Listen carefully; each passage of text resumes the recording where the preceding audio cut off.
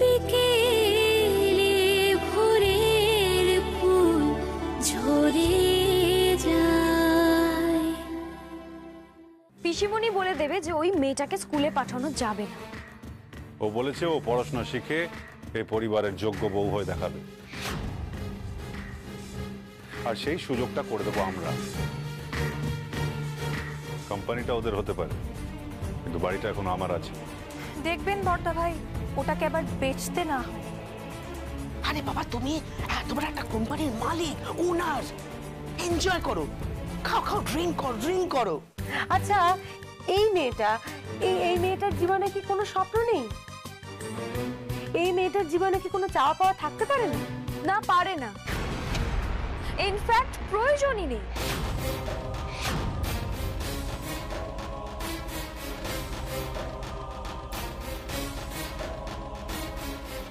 সেটা কে ডিসাইড করবে? তুমি? আমি ডিসাইড করব না, ডিসাইড করবে পিসিমণি। পিসিমণি বলে দেবে যে ওই মেয়েটাকে স্কুলে পাঠানো যাবে না। স্কুলে তো ওকে পাঠানো হচ্ছেই, ওকে একটা সুযোগ দেওয়া দরকার। ও বলেছে ও পড়াশোনা শিখে এই পরিবারের যোগ্য বউ হয়ে দেখাবে, আর সেই সুযোগটা করে দেবো আমরা।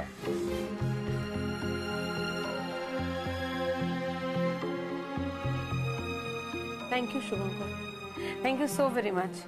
অন্তত তুমি সেই পুরনো মান্ধাতা আমলের মানুষদের মতো কথা বলনি, সেটা শুনে আমার খুব ভালো লাগলো। ছি ঋদ্ধি, তোমাকে অন্তত আমি একটু রেশনাল মেয়ে বলে ভেবেছিলাম। এই যুগে আমি ভেবেছিলাম এই পুরো ব্যাপারটাকে তুমি ভীষণভাবে অ্যাপ্রিশিয়েট করবে। আমি অ্যাপ্রিশিয়েট করতে পারছি না নুপুরদি, বলো কি করবো তাহলে? একটা ধিঙ্গি মেয়ে স্কার্ট পরে স্কুলে যাবে কাঁধে ব্যাগ নিয়ে, এটাও দেখতে হবে। তাতে তো লোক আরো হাসবে, মজা করবে নুপুরদি। এটা কি মানে কি হচ্ছে এটা নুপুরদি? হ্যাঁ, কোনো নাটক হচ্ছে এটা? বড়দা ভাইয়ের পরিবারটাকে একটা রঙ্গমঞ্চ বানিয়ে দিয়েছে।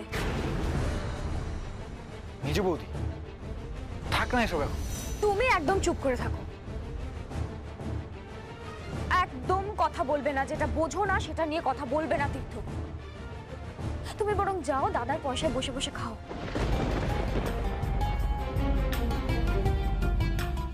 নিজ বৌদি, কি হচ্ছে কি? আমার ভাই ঘরে বসে খায় না, ও আমার ছেলের মতন। ওদেরকে আমি নিজের হাতে মানুষ করেছি, এই সব আজে বাজে কথা বলবে না বলে রাখলাম। তাহলে তো বলতো আর তোমার বড় আমার পয়সায় খায়।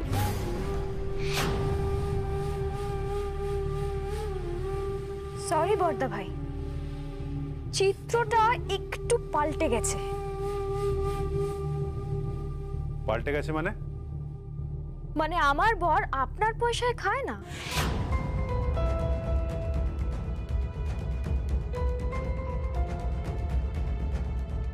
কি বলছো কি তুমি? কি পাগলের মতো কথা বলে চলেছো ঋদ্ধি? খায় না মানে? খায় না কারণ আপনি এখন আমাদের পয়সায় খান।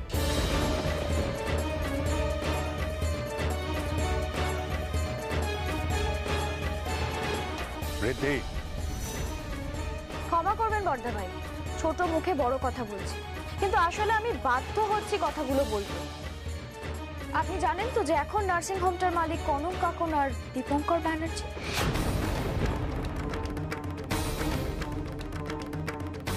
আপনি নন। সুতরাং এখন আপনারা সবাই, আপনারা প্রত্যেকেই পরিবারের ওপর বোঝা। আমার স্বামীর ঘাড়ে বসে আপনারা খাচ্ছেন, আমরা খাচ্ছি।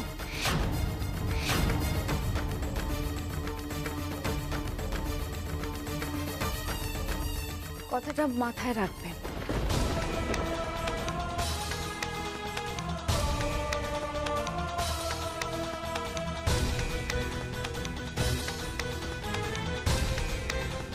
এত বড় কথা বলে চলে গেল,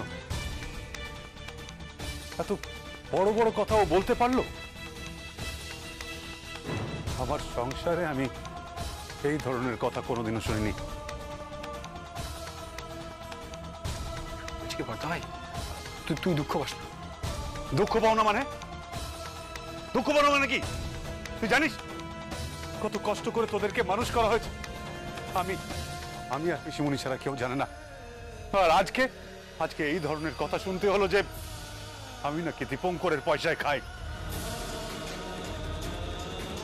আমাকে দিয়ে জোর করে সই করিয়ে নিল, বললো আমি যদি নার্সিং হোমের মালিক থাকি তাহলে নাকি আমাকে পুলিশ গ্রেফতার করে নিয়ে যেতে পারে, পুলিশে তুলে নিয়ে যেতে পারে। সেই ওখানে দাঁড়িয়ে আমি শুভঙ্কর প্লিজ শোনো, তুমি আমার কথা শোনো, তুমি এত মাথা গরম করো না, তুমি মাথাটা ঠান্ডা করো। রিদ্ধি কোথা থেকে কি বলে ফেলেছে, হয়তো রেগে গেছিল, রাগের মাথায় বলে ফেলেছে, ও ইচ্ছে করে এই কথাটা বলতে চায়নি। ইচ্ছে করেই বলেছে। ও বাজে ডাক্তারকে অপমান করার জন্য কথাটা বলেছে। আর বাজে ডাক্তার, তুই সব কিছু সই করে দিয়ে দিলি, একবার আমাকে জিজ্ঞেস পর্যন্ত করলি না। তোমাকে কি জিজ্ঞেস করবো? তুমি কিছু বোঝো? তুমি আইন কানুন কিছু বোঝো? অত বুঝি না, কিন্তু মানুষের চরিত্রটা খুব ভালো বুঝতে পারি। কে ভালো কে খারাপ সেটা আমি বুঝি। ভালো দিদি ভালো, ছোট দেওয়ার ভালো, চুগলিখোর খারাপ, আর ওই সাদা পাটালি তো আরো খারাপ। দেখলি তো ওই মুঠিটা তোর থেকে সব কিছু সই করিয়ে নিয়ে নিবি। হ্যাঁ, তুই তো কোনো কিছুর আর মালিক নোস। তোকে এক ঘরে করে দিয়েছে, ভাই ভাই বিচ্ছেদ ধরিয়ে নিচ্ছে। এবার কি সংসারের হাড়ি আলাদা করে দেবে নাকি? হ্যাঁ না না, কখনো না। তুমি চিন্তা করো না শুভঙ্কর, এই সংসারে হাড়ি আলাদা কখনো হবে না। ময়না ময়না, তুই তো আছিস, তুই থাকতে এ বাড়িতে হাড়ি আলাদা হয়ে যাবে? তুই পারবি না ময়না? তুই পারবি না এ বাড়িতে সবাইকে নিয়ে একসঙ্গে চলতে? পারবি না? পারবো, হ্যাঁ পারবো ভালো দিদি, পারবো আমি। এই বাজে ডাক্তার, শুভঙ্কর, বাজে ডাক্তার। ও খুব দুঃখ পেয়েছে ময়না, ও বড় কষ্ট পেয়েছে। রিদ্ধি যে কি পাগলের মতো বলে গেল আমি তো কিচ্ছু বুঝতে পারলাম না।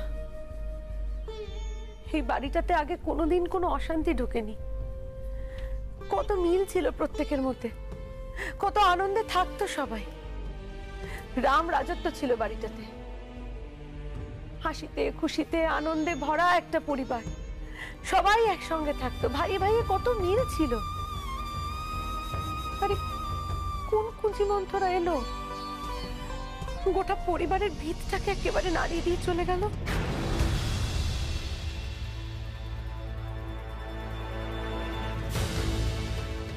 অনেক সহ্য করেছি, আর সহ্য করতে পারবো না।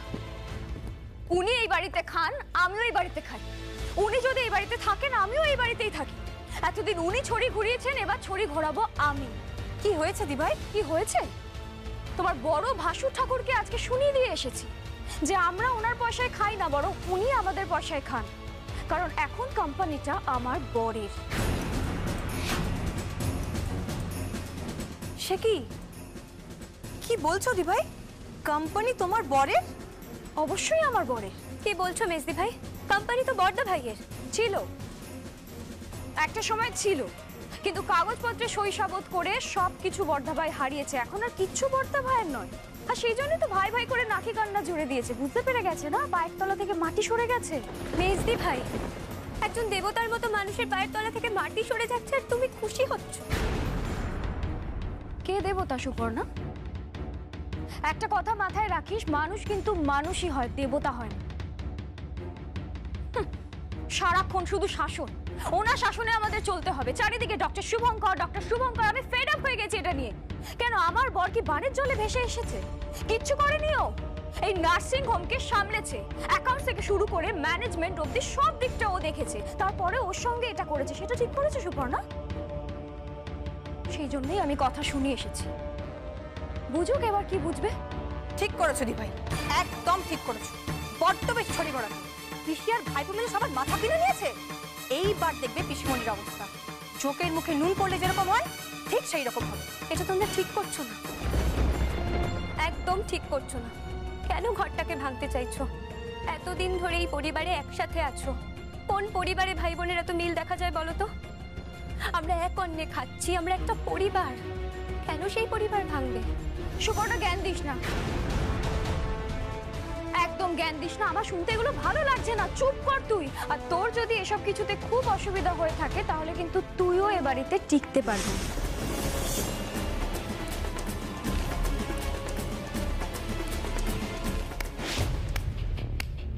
বাহ, ভাই বোনেদের সংসার ভেঙে তছনছ করে দিলে আর এখন আস্ফালন করছো। পুপু মুখ সামলে কথা বল।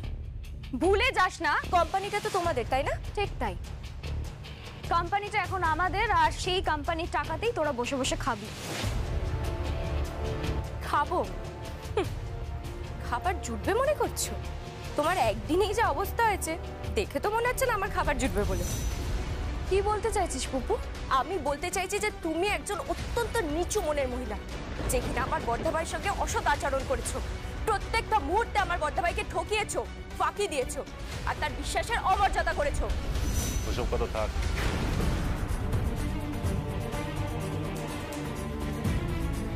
কিছু ভাবিস না পুপু, কোম্পানিটা ওদের হতে পারে, কিন্তু বাড়িটা এখন আমার আছে।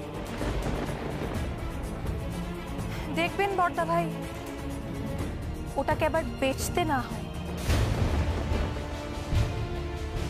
ঠিক তাই, আর বেচতে হলেও সেটা হয়তো আমাদেরকেই বেচতে হবে, কথাটা মনে রাখবেন বড়দা ভাই। বৌমা, থাক থাক থাক থাক, প্লিজ বৌমা বলবেন না। আমার নাম রিদ্ধি, আমাকে রিদ্ধি বলে ডাকুন। কোন মানধাত্তা আমলের কথা বলেন এসব? হ্যাঁ, আর সত্যি কথা বলতে কি এখনো অতটা বুড়ি হয়ে যায়নি। বৌমা শুনলে না ভীষণ বুড়ি বুড়ি লাগে, প্লিজ বলবেন না। হ্যাঁ,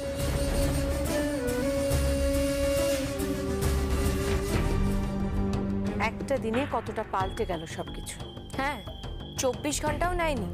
দেখো শুভঙ্কর, দেখো, এই হলো তোমাদের বাড়ির বৌমারা, যাদেরকে নিয়ে তুমি কত গর্ব করতে, যাদেরকে নিয়ে তোমার কত অহংকার ছিল, যাদেরকে নিজের হাতে বেছে এ বাড়িতে তুমি নিয়ে এসেছো।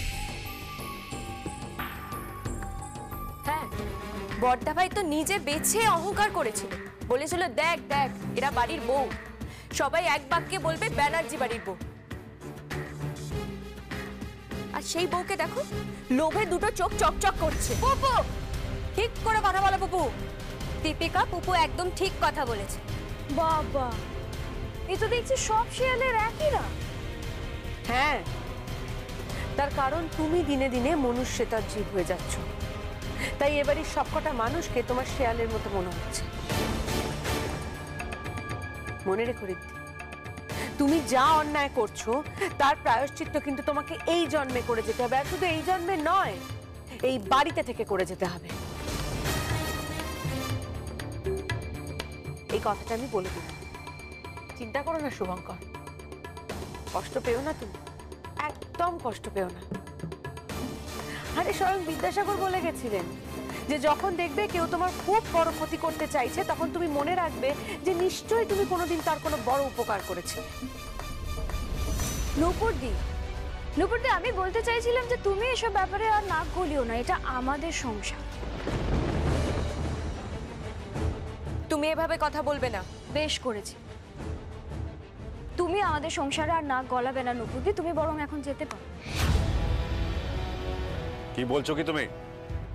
সামনেই ওর বিয়ে, আর আমরা সবাই ওর পাশে দাঁড়িয়ে একসঙ্গে ওর বিয়ে দেবো। সে আপনার যা ইচ্ছা আপনি করুন না, কিন্তু সংসারের বাইরে গিয়ে করুন, সংসারের ভেতরে থেকে কিছু করবেন না। আর নূপুরদিকে সেটা বলে দিন, কারণ নূপুরদি যদি এই সংসারের মধ্যে ঢুকতে চায় তাহলে কিন্তু ফল হিতে বিপরীত হয়ে যাবে।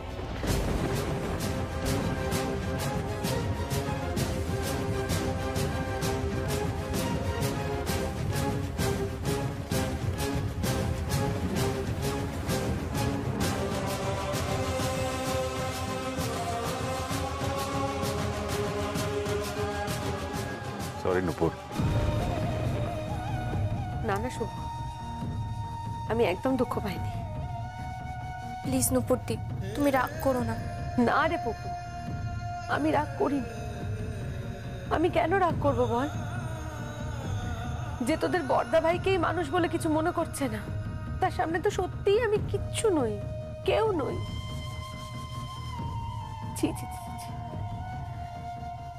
বাবার সমান বড় ভাই তার সঙ্গে এইভাবে কথা বললো, এই অবস্থা করলো, তা আমার এখন না খুব দীপঙ্করকে দেখতে ইচ্ছে করছে। কোথায় সে, কি করছে?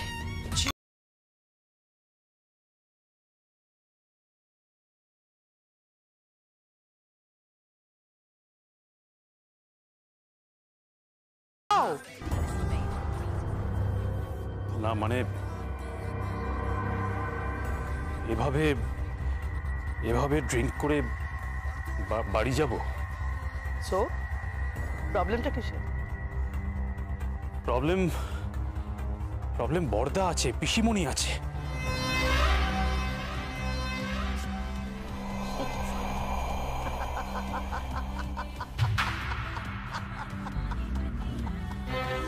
Dipankar, you are not a baby. তুমি যথেষ্ট বড় হয়ে গেছো এখন। আরে নিজের পায়ে নিজে দাঁড়িয়ে পড়েছো। অত বড় একটা কোম্পানির মালিক তুমি, অত বড় একটা নার্সিং হোমের তুমি মালিক। তুমি আর আমি 50-50 শেয়ার হোল্ডার। খাও খাও, এনজয় করো। আরে খাও না, কেন গোমরা মুখে আছো দীপঙ্কর?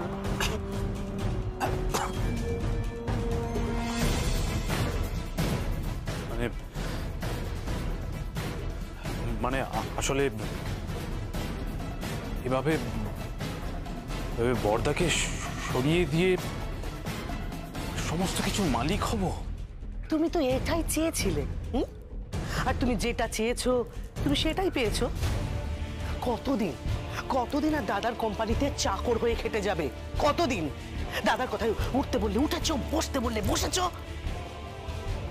আর সমস্ত ক্রিমটা খেয়ে গেছে তোমার দাদা। আরে বাবা, তুমি এত বড় একটা কোম্পানির মালিক, ওনার। এনজয় করো, খাও খাও, ড্রিঙ্ক করো। হ্যাঁ হ্যাঁ হ্যাঁ, আমি জানি যে আমি মালিক হতে চেয়েছিলাম, আমি ধনী হতে চেয়েছিলাম,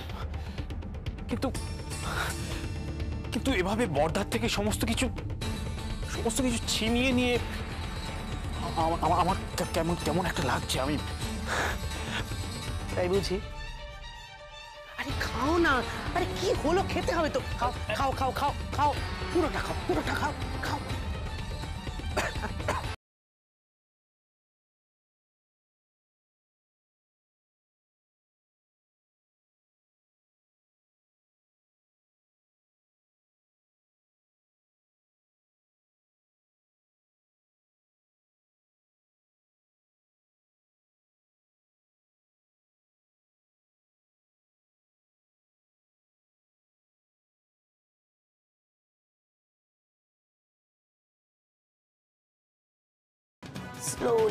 স্লোলি তোমাকে এই কোম্পানি থেকে আমি সরিয়ে দেব, আর তারপর আমি হব কোম্পানির মালিক।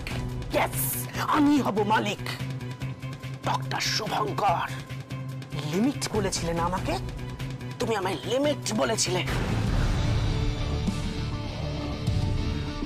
প্লিজ নিজের লিমিট ক্রস করবেন না, I am warning you.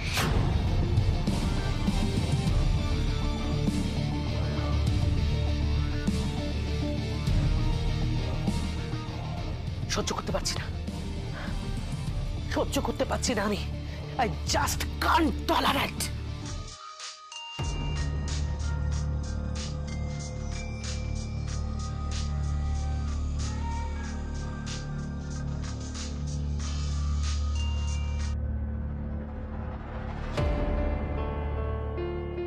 Hello, excuse me, আপনি কে বলছেন? আপনি কে বলছেন? দীপঙ্কর কোথায়? I want to talk to him. আর এটা তো দীপঙ্করের ফোন, ও কোথায়? Dipankar is dancing. ডান্সিং মানে? কার সাথে? অবশ্যই উইথ এ গার্ল। শুনুন, আপনি কে কথা বলছেন? নাম বলবো না। আপনি আমাকে চিনবেন না। বাট আপনার ভয়েসটা আমার খুব চেনা লাগছে। সব মেয়েদেরই গলা একই রকম, কাছাকাছি। অচেনা বলে আর কেউ নেই। আর আপনার হাজবেন্ডের তো সব মেয়েদের একই রকম লাগে। He is enjoying this drinks and girls. Hello hello Dipankar is dancing. আপনার হাজবেন্ডের তো সব মেয়েদের একই রকম লাগে। He is enjoying this drinks and girls. কি আশ্চর্য! ও কোথায় গেছে, কি করছে, কার সাথে ডান্স করছে ও?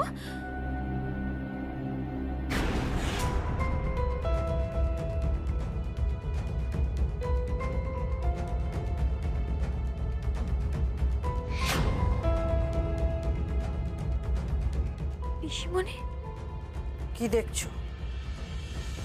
পিসিমণি, কি পোশাকে আছেন আপনি? আপনি একটা সাদা মাটা শাড়ি পরেছেন, গায়ে কোনো গয়না নেই। এমন শাড়ি কেন পরেছেন? আজ থেকে আমাকে এই পোশাকেই দেখবে।